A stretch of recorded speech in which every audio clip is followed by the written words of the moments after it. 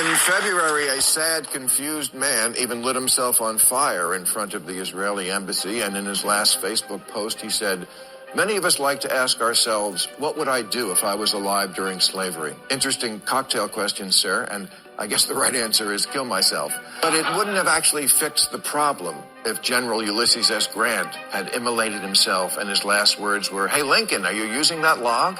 I don't want to diminish how sad it is that someone would take their own life for any reason, but maybe from now on, before anyone commits an act of civil disobedience, they should ask themselves a few questions, like, is the most important thing in my life something I hadn't heard of 6 months ago? Do I even know what the fuck I'm talking about? Am I really... Good morning. It's Wednesday, Management Wednesday, May the 15th, and this is The True Conservative. Welcome to all the butchers, bakers, and candlestick makers out there. I'm Ron, your host, and the only true conservative in the United States today. So today, after the Serenity Prayer and the patriotic song of the day, we will have the patriotic shorts, motivation, Bishop Barron, Ayn Rand, the 33 strategies of war, and management of the absurd. All that and more when I get back.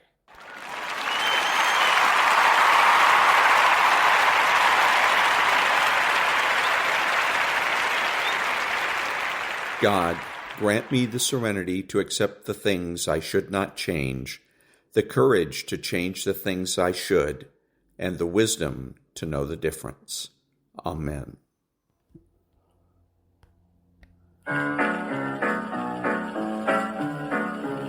Now when the saints go marching in, now when the saints go marching in, oh Lord, I want to be in that number. When the saints go marching in, now when the saints go marching in, well, when the saints go marching in, oh Lord, I want to be in that number. When the saints go marching in, well, I had a loving father. He's gone to heaven, I know. Well, I promised him I would meet him when the saints go marching in. Yeah, when the saints go marching in, yeah, when the saints go marching in, yeah, I wanna be, you wanna be in that number when the saints go marching in. Well, I had a loving mother.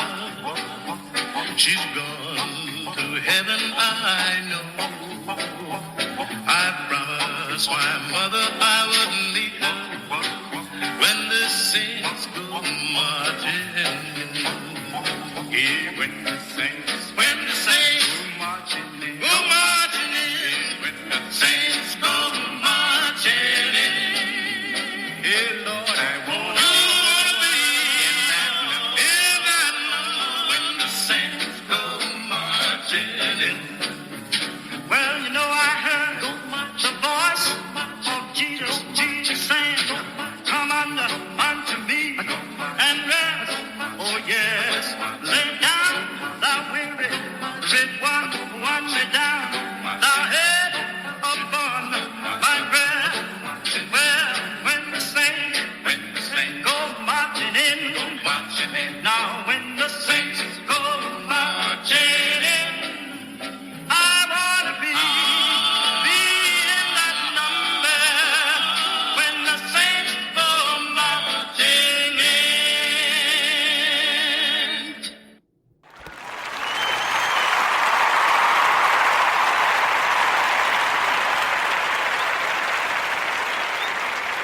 Thank you. Now, Stuart Varney in the headlines. Here, right, on the same place, same time. Barron Company picks it up now. Stu, take it away. I shall. Good morning, Maria. And good morning, everyone. Inflation is not going away, but it appears to have moderated ever so slightly. In the last year, consumer prices have gone up 3.4%. That is the same rate as reported for February. This is not a hot inflation report. Now, we're going to go through all the numbers in a moment, but that headline number, inflation, 3.4%, that's going to be factored into the Federal Reserve's interest rate strategy. All right, here's the market's reaction. Investors like this. The Dow Industrial's up maybe 150, NASDAQ up maybe 80, 90 points.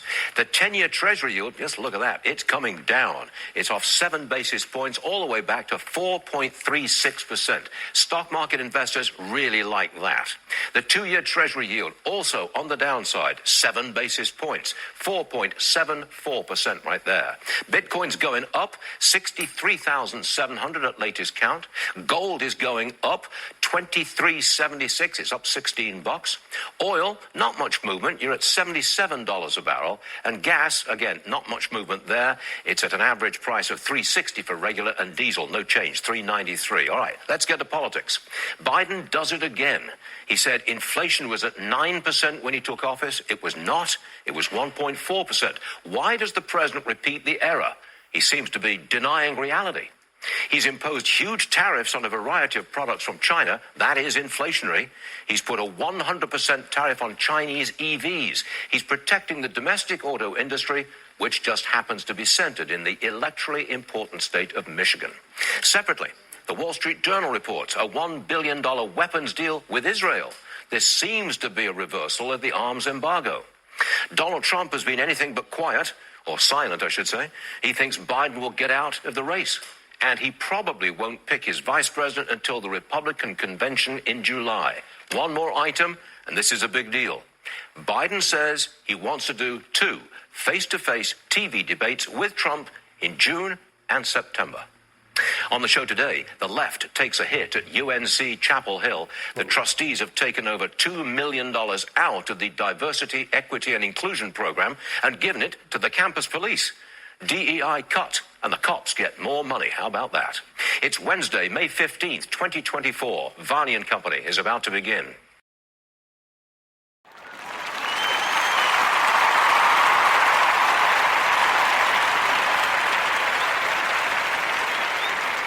Thank you. Now, a little bit of police radio. Grab someone. 1-811, you can give 13 a disregard on the side. 13, you got a disregard. Copy. 1722, 10-4. 42. 442. That is a temporary too.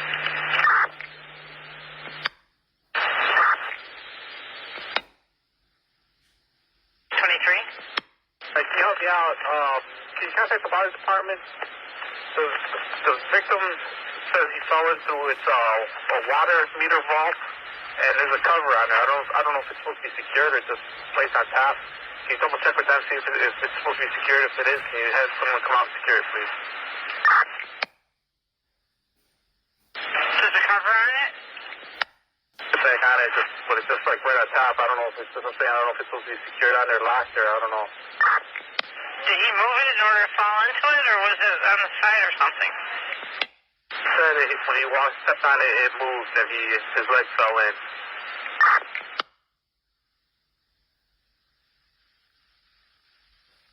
Hello. 1220. 1220. This came over to EMS called Grand and displays the male with anxiety. And they've already moved him to Northwestern. It's okay if we put a code on it. Yeah, do it. Okay. You going to the station? Okay. I'll cross the street to him. Ma'am. Step right for a second unless you have an emergency. That they have contractors wearing bright orange shirts that are working on their fire escapes there. So you may see them on the roof. Roger, Ogden and Taylor. Ogden and Taylor, 10-4. West North, 2036 West North, at Elevated Mines. First came in as an intoxicated female, black, 5'5", 130 pounds, trying to buy merchandise under 21 years old. I have nothing further. Don't be clear. 794. 794. I request an impound. Go with the info. Plate number Boy Henry 71801. And a white Volkswagen. That was Boy Henry 71801. Yes, one. 4. 31st, stand by for a second.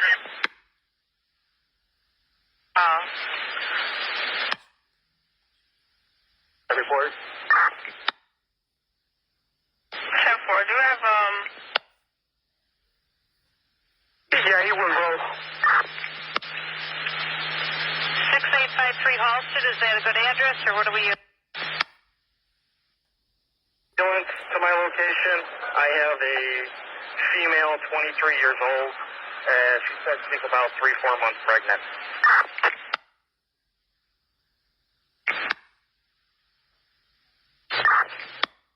1962 boy. That's Montrose Racing. Okay, 10-4. Take your main 46. Go ahead. We got a lot of pace bus through on 35th Street going westbound. 10-4. And can you send one of your CMAs up on the bridge so they can pull the cars through the light? 10-4.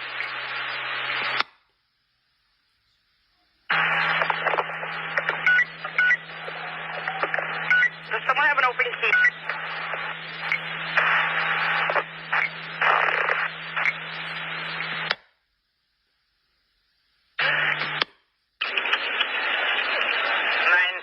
You said?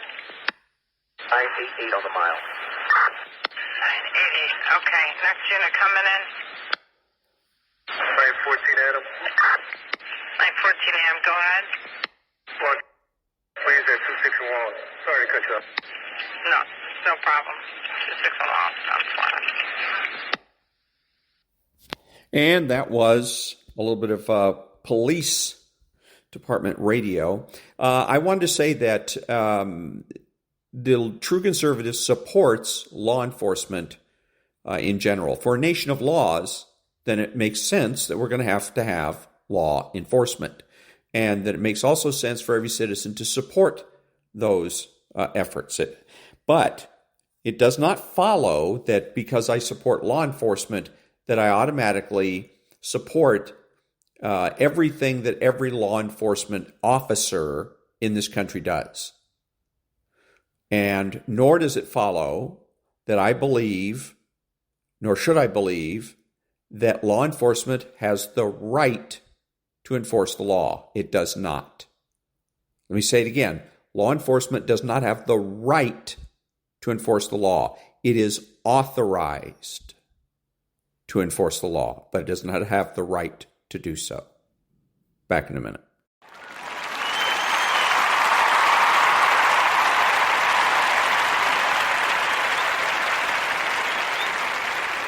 Thank you. And now, the patriotic shorts. What did the Russian soldiers do when they saw hungry Germans coming to their kitchen in the field? Food was dropped from airplanes. When the soldiers got the food and started cooking, not just Soviet soldiers came. After they found food successfully, the field kitchen got busy, and a few German soldiers cautiously came to smell it. They held 5 or 6 pots each, keeping their heads down and not looking up. They stood at the end of the line. The cook cursed at them, but still gave them something to eat. The Germans took food for themselves and their friends. Nobody shot at them or tried to capture them.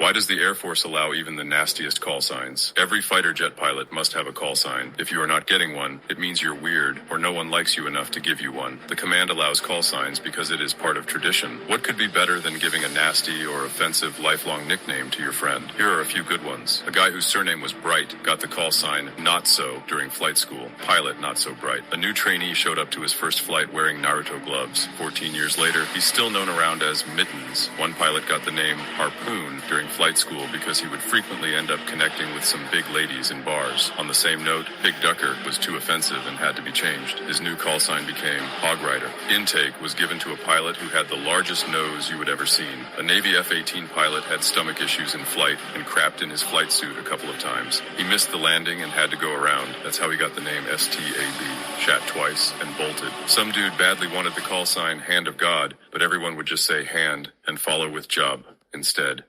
How is the Air Force different from the Marines? The Air Force, also called the Chair Force, is known to be overall smarter, definitely smarter than the Jarhead Marines. But is it true that Marines are, on average, intellectually special? On the first day of joint military operation training at Nellis Air Force Base, a Marine private runs up to an Air Force staff sergeant and asks for permission to go to the bathroom. He laughs him off, thinking it's a joke. The private, being a good Marine, pissed his pants. Later, the Air Force sergeant got his ass chewed out by a Marine master sergeant for denying toilet permission. Another time, personnel technician was helping Marines with their passports before they were deployed. He was showing them how to log into the computer. One Marine sits down and just stares at the screen. The technician says, "Go ahead and log in." He says he doesn't know how. The technician continues, "Okay, just put your AC access card into the keyboard, and once your name pops up, put your PIN in." The instructions were pretty clear, but the guy puts his card between the keys of the keyboard instead of in the little slot on the side. Then he stares intensely at the display with a look like he wants to dominate the machine with his pure intensity.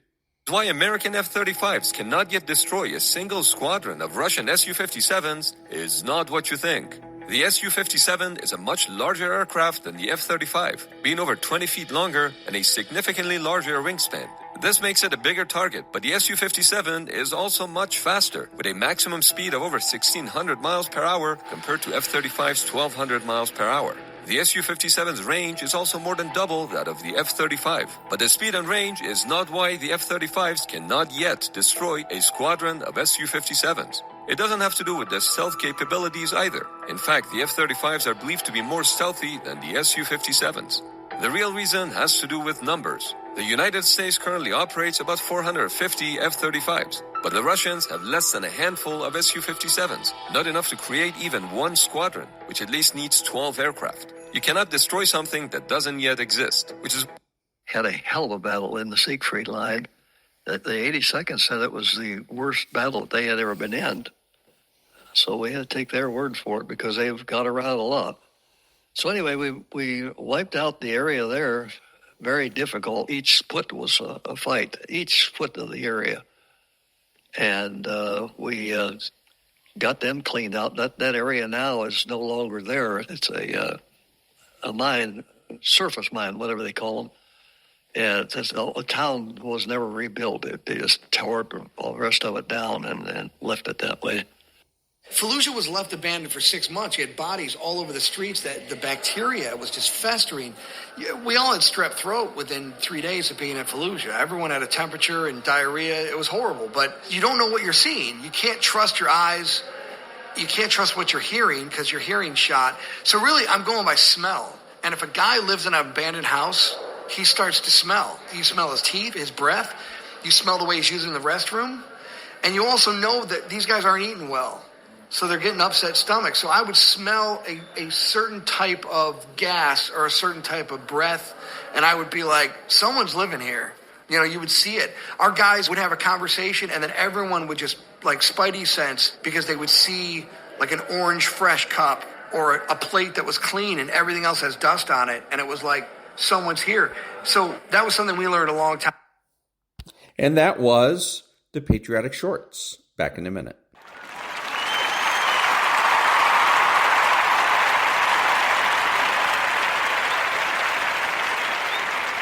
Thank you. And now, a little motivation. Most people will never understand the pain a person holds until it is finally let loose upon the world. That pain can be unimaginable. It can be tormenting, and it can even drive a person to the brink of madness. But until that pain is unleashed, people will never understand the depths of a person's anguish or the sacrifices he has made for them.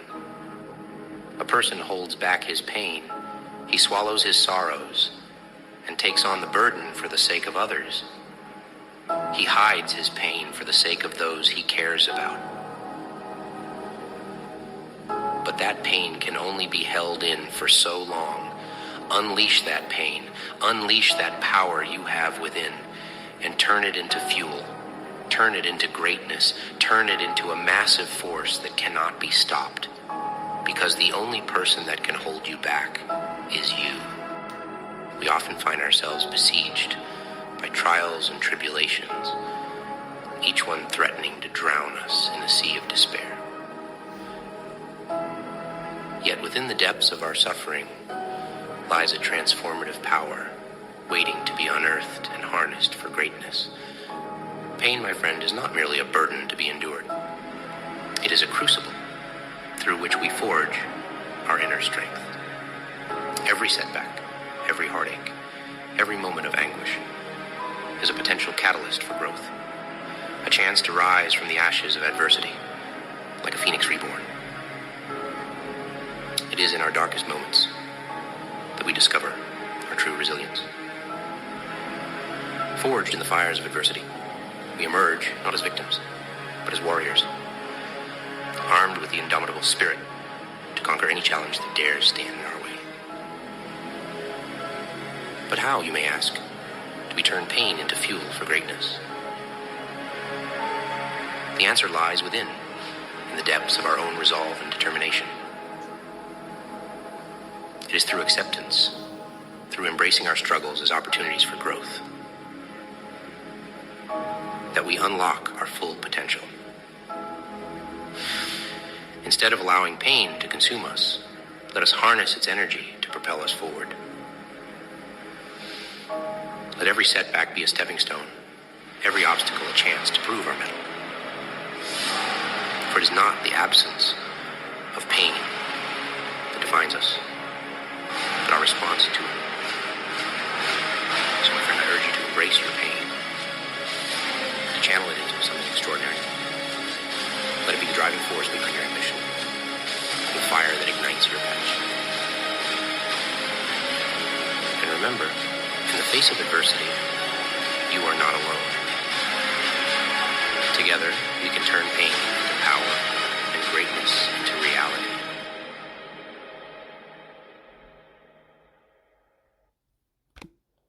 And that was a little motivation.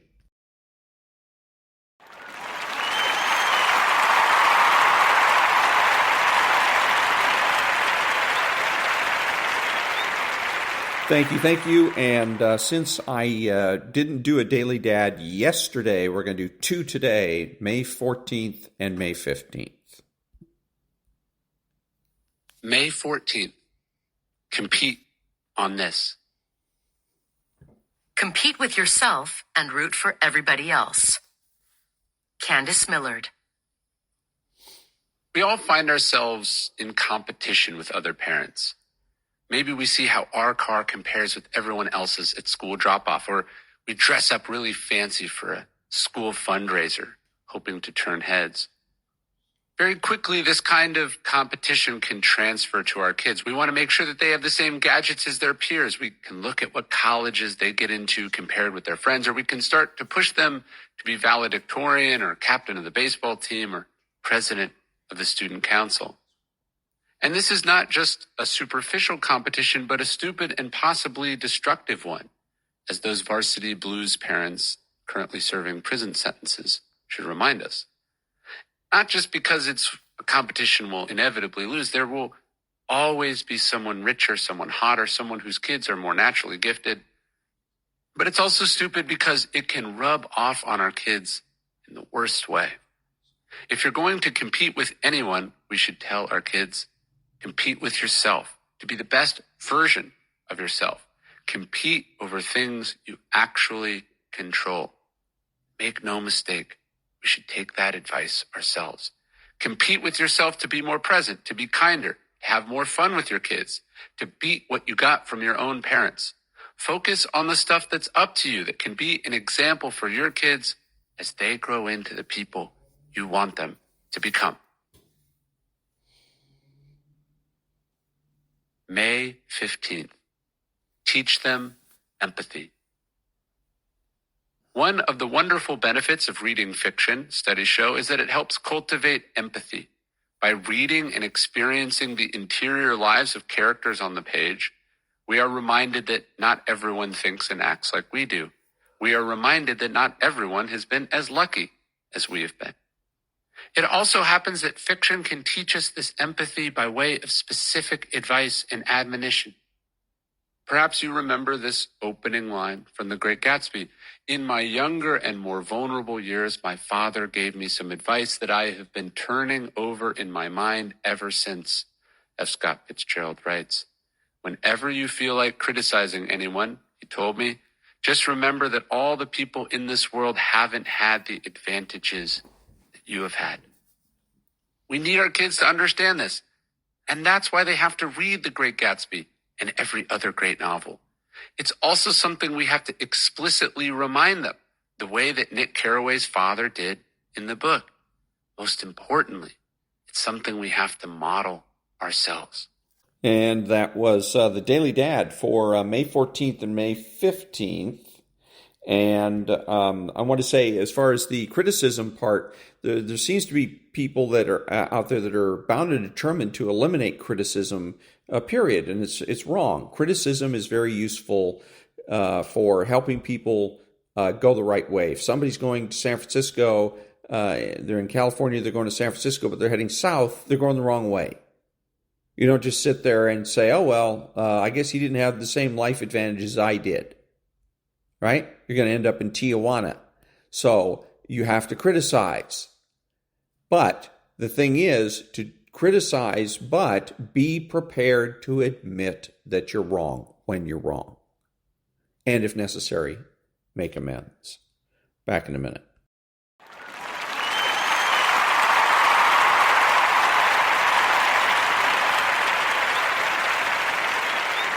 Thank you. And now, Bishop Robert Barron.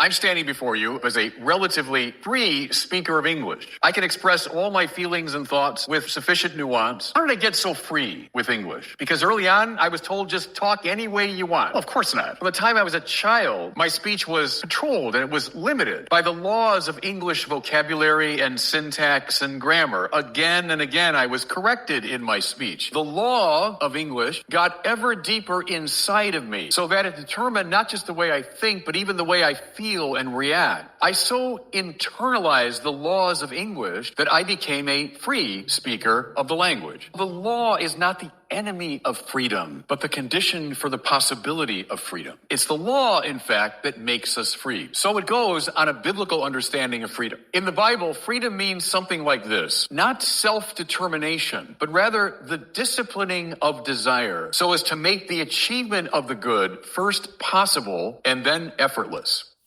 And that was Bishop Robert Barron. Back in a minute.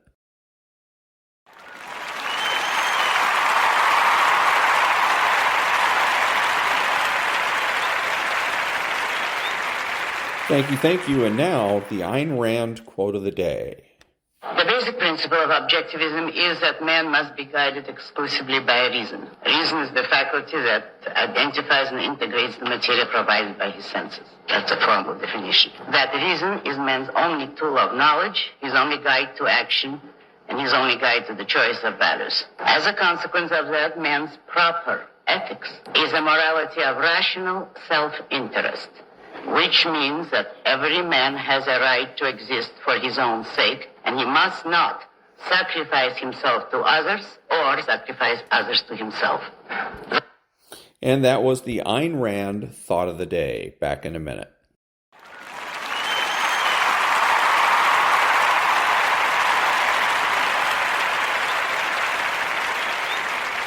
Thank you. If you're a Democrat, a right-thinking Democrat, you need to vote Republican and become a Republican.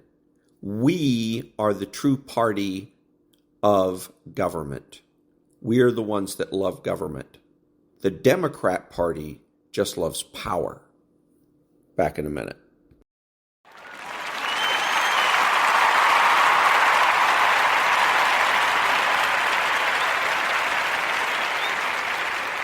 Thank you. And now, about 10 minutes of the 33 Strategies of War, Chapter 27.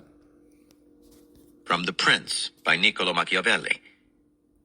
The forces of a powerful ally can be useful and good to those who have recourse to them, but are perilous to those who become dependent on them. False alliances. In November 1966, Murray Bowen, a professor of clinical psychiatry at Georgetown University and one of the world's most influential family therapists, faced a brewing crisis within his own family back home in Waverly, Tennessee. Bowen was the oldest of 5 children. His family had operated an important business in Waverly for several generations. The third oldest sibling, a brother nicknamed June, had been running the business for some time. Continually overworked and feeling underappreciated, June was now asking for a controlling interest in the business. Their father supported him. Their mother did not. Members of the extended family were taking sides. The situation was tense. At the same time, a death in the family of June's wife had made her so despondent that it was beginning to affect her husband's health. A ripple effect was spreading to the rest of the family, and Bowen's sister, the second youngest and most unstable sibling, was beginning to display all kinds of nervous symptoms. Bowen feared most, though, for his father, who had a weak heart. As a family therapist, Bowen had studied a phenomenon he called an anxiety wave, in which a peripheral event could spark enough emotional turmoil to lead to the death of the family's oldest or most vulnerable member. Somehow, Bowen had to find a way to diffuse this anxiety wave in his own family. The problem for Bowen was that he was also going through a kind of personal and professional crisis at the time. One of his most influential theories held that members of a family were healthy to the extent that they could differentiate themselves from their siblings and parents, establishing their own identity, being able to make decisions on their own, while also being integrated and actively involved with the rest of the family. He saw this as a difficult psychic task for anyone. A family has a kind of group ego and an interlocking emotional network. It requires a great deal of effort and practice to establish autonomy outside this system. Yet doing so, Bowen believed, though crucial for everyone, was also professionally necessary for family therapists who could not properly help others if they had been unable to differentiate themselves from their own families. They would carry their personal problems into their practice. And indeed, here was Professor Bowen, a man in his early 50s who had worked for years on his relationship to his family, but who found himself sucked into the group dynamic, regressing emotionally, unable to think straight, every time he went home to Tennessee. That made him feel profoundly frustrated and depressed. The time had come, he decided, to attempt a radical, personal experiment on his next visit home. In late January 1967, June Bowen received a lengthy letter from his brother Murray. The two men had not written to each other for some time. In fact, June resented his brother and had avoided personal encounters with him for several years, for he felt that their mother always took Murray's side, even though it was June who was running the business. In the letter, Murray passed on many gossipy stories about June that family members had told him over the years, always careful to add that Murray had better not let his sensitive brother hear them. Murray said he was tired of these stories and of being told how to manage his brother. It would be better, he thought, to communicate with June directly. He ended the letter by saying it would be unnecessary for the two of them to see each other on his next visit home, since he had told him everything he wanted to say. He signed the letter, "Your meddlesome brother." The more June thought about this letter, the angrier it made him. Murray had deliberately churned up division between June and his family. Then, a few days later, the two men's younger sister also received a letter from Murray, saying he had heard about her emotional distress and had written asking June to take care of her until he got home. He signed the letter, "Your worried brother." This letter was as upsetting to the sister as June's letter had been to him. She was tired of people treating her as if she were sick. That only made her more anxious than she already was. After another short interval, Murray sent a third letter, this time to his mother. He mentioned the letters he had written to the others. He was trying to diffuse the family crisis, he said, by attracting all attention to himself. He wrote that he had wanted to get his brother all roiled up, and that he had the material to push even more buttons if necessary. But, he warned, it is never wise to share intelligence with the enemy, so his mother should keep all this to herself. He signed the letter, "Your strategic son." Thinking he had lost his mind, his mother burned the letter. News of these letters passed quickly through the family, stirring up a hornet's nest of accusations, concerns, and anxieties. Everyone was in a tizzy about them, but June was the center of the storm. He showed Murray's letter to his mother, whom it greatly disturbed. June promised that on Murray's imminent visit home, he would not only not avoid him, but would confront him and really let him have it. Murray arrived in Waverly in early February. On the second night of his visit, at a dinner at his sister's, June showed up with his wife. The brother's father and mother were also present. The encounter lasted some 2 hours. Its main participants, Murray, June, and their mother. It was a bitter family confrontation. A furious June threatened a lawsuit over Murray's scurrilous stories and accused his mother of conspiring with her favorite. When Murray confirmed that he and his mother were in cahoots, that it had all been plotted years ago between him and Mom, she was outraged, denied knowledge of any plot, and said she would never tell Murray anything again. June told his own stories about his professor brother. Murray responded that they were amusing, but he knew better ones. The entire conversation centered on personal issues, and many repressed emotions came to the surface. But Murray remained strangely detached. He made sure he took no sides. No one was quite happy with what he was saying. The next day, Murray showed up at June's house, and June, for some reason, was happy to see him. Murray told more gossipy stories, including one he had heard about how well June was handling the situation, considering all the stress he was under. June, feeling quite emotional, started to open up to his brother about his problems. He was really worried about their sister, he said, even thought she might be retarded. Later that day, Murray visited the sister and told her what June had said about her. She was more than able to take care of herself, she replied, and had had enough of the family's intrusive concern. More visits followed with other family members. In each case, whenever someone tried to pass along some gossip or get Murray to take his or her side in the family constellation, he would either deflect the attempt with a neutral comment or pass it along to the person involved. The day Murray left, everyone came to say goodbye. The sister seemed more relaxed. So did the father. The family mood was noticeably altered. A week later, Murray's mother sent him a letter that ended, "With all its ups and downs, your last trip home was the greatest ever." June now wrote regularly to his brother. The conflict over controlling the family business was diffused and settled. Murray's visits home now became things everyone looked forward to, even though he was still up to his old tricks with stories and such. Murray later wrote about the incident and incorporated what it had taught him into his training of other family therapists. He considered it the turning point in his career. And that was the next part of Chapter 27 from the 33 Strategies of War by Robert Greene. Back in a minute.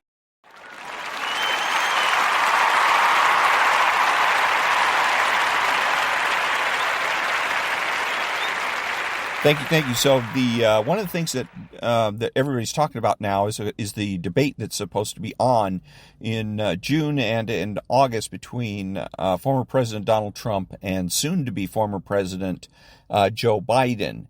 And this is really a bad thing for Donald Trump. It's really bad in several ways. Number one, if you are out again making fun of Joe Biden, saying he's mentally disabled and he can't hold two sentences together, then why do you want to get into a competition with him of any sort? It's like asking your grandfather to jump in the boxing ring with you. You can't win that fight. If you win, you lose, and if you lose, you lose. And so now Donald Trump is in that position. Plus, since Donald Trump came out and said, I'll debate him anytime, any place, anywhere, now what happens is he's going to end up debating the soon-to-be former president in CNN land. CNN is going to go host this thing, and so we know what's going to happen. CNN is going to act as a surrogate. So it's not going to be a one-on-one debate. It's going to be at least 2-on-1. Depending on how many moderators they put up, it'll be a 2-on-1 debate. CNN and the president against Donald Trump.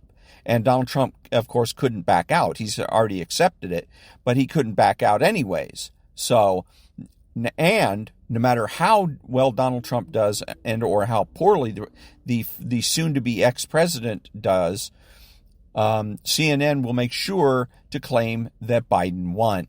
Again, it's all going to be 100% pure propaganda. But this is one of the reasons why you don't do what Donald Trump did anytime, any place, anywhere. It sounds great, but all it does is set you up to be put in a trick bag. So learn a lesson from that. Don't ever, what he could have done and should have done was say, I'd be happy to debate the soon-to-be former president as soon as he gets a certificate of mental health, right, from his doctor or from a doctor of my choosing, however you care to put it. As soon as he goes out and gets a cognitive abilities test and he is certified cognitively able, then and only then will I go ahead and have a debate with him.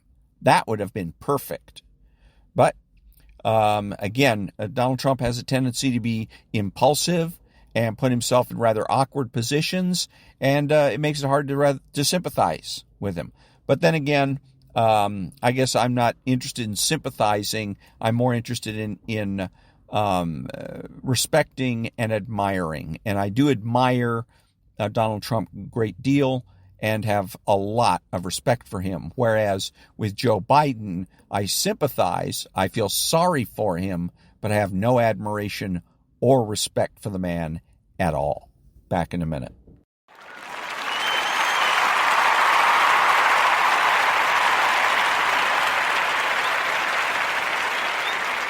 Thank you. And now from the Management of the Absurd by Richard Farson, Paradoxes in Leadership, Chapter 4. Once you find a management technique that works, give it up.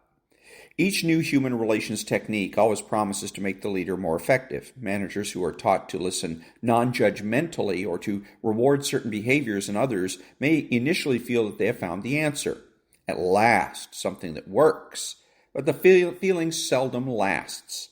Over time, they usually discover that their newfound techniques are actually working to prevent closer human relationships, just the opposite of their intended effect.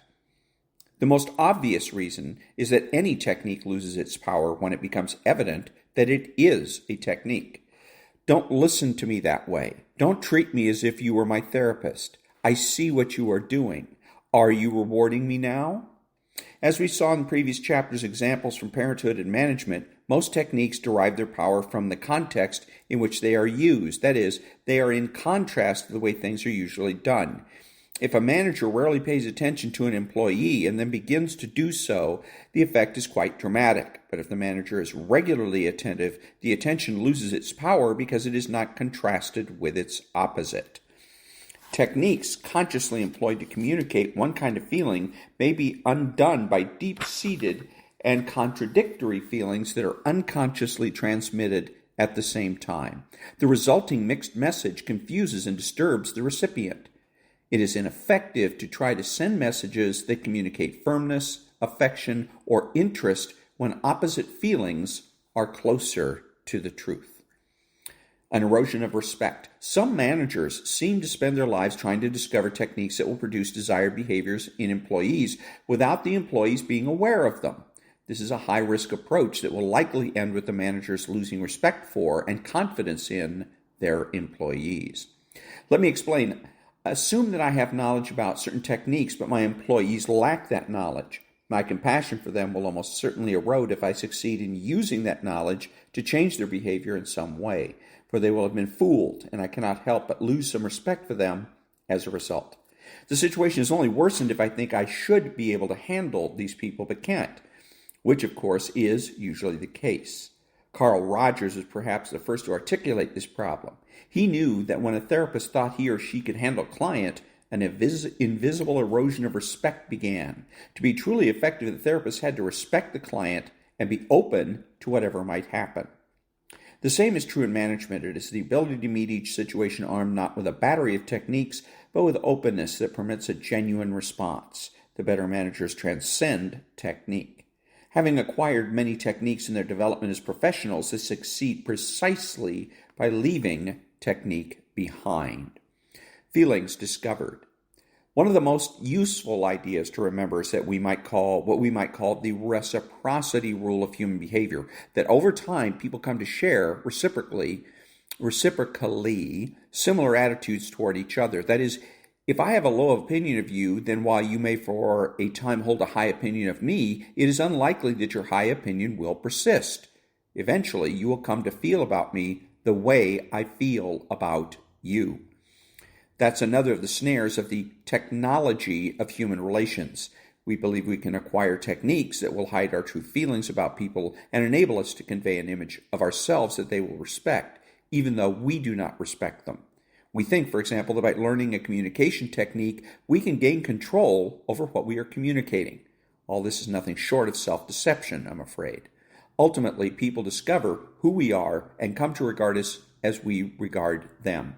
If we generally respect our colleagues and employees, these feelings will be communicated without the need for artifice or technique, and they will be reciprocated. And that was Chapter 4 of Management of the Absurd by Richard Farson. Next time is going to be Chapter 5, Effective Managers Are Not in Control. Back in a minute.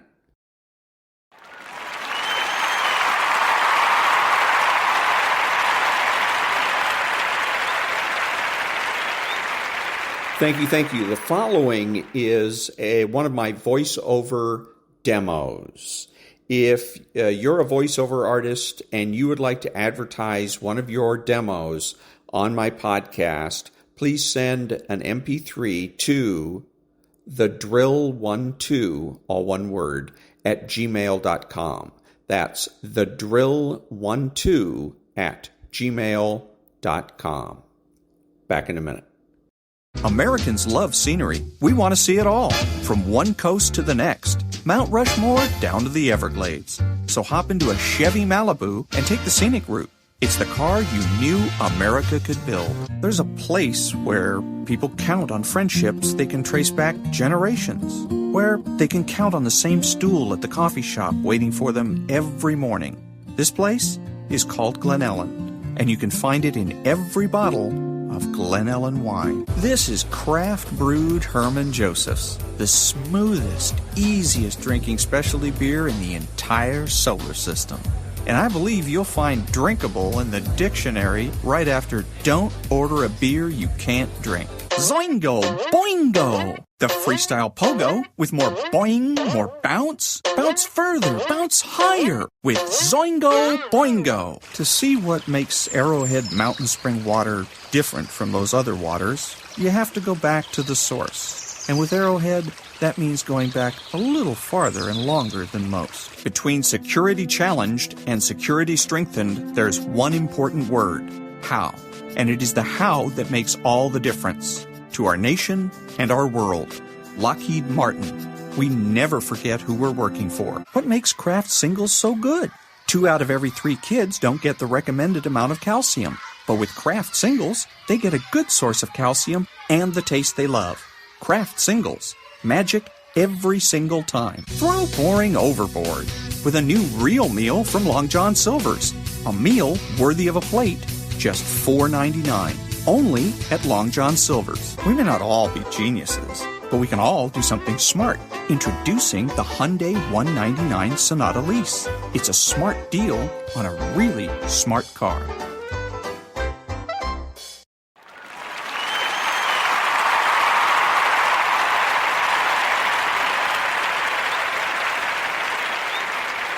This is Ron, your host, the only true conservative in the United States today, bidding adios to all the butchers, bakers, and candlestick makers out there, and reminding you that you are not neutral and that the government has no rights.